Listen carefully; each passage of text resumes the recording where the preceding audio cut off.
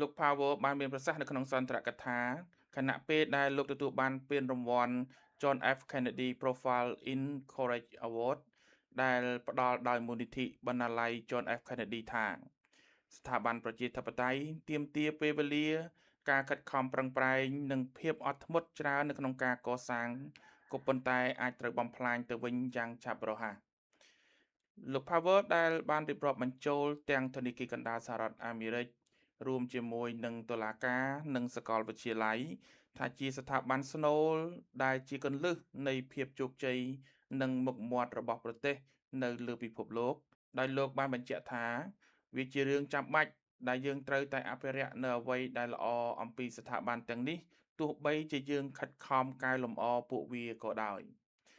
លោក Power បានមានប្រសាសន៍បន្ថែមថាដោយស្ថាប័នផ្សេងទៀតជាច្រើនដែរធនាគារកណ្ដាលសហរដ្ឋអាមេរិកកំពុងឆ្លងកាត់ការសាក់លបងភាពធន់ទៅនឹងសម្ពាធនៅក្នុងករណីរបស់ធនាគារកណ្ដាលសហរដ្ឋអាមេរិករួមមានការប៉ុនប៉ងរបស់ប្រធានាធិបតីសហរដ្ឋអាមេរិកលោក Donald Trump នៅក្នុងការបណ្ដេញទេសាភិបាលធនាគារកណ្ដាលសហរដ្ឋអាមេរិកគឺលោកស្រី Lisa Cook ការអំពាវនាវឲ្យលោក Jerome Powell លាលែងពីតំណែងនិងការស៊ើបអង្កេតព្រហ្មទណ្ឌទៅលើរូបលោក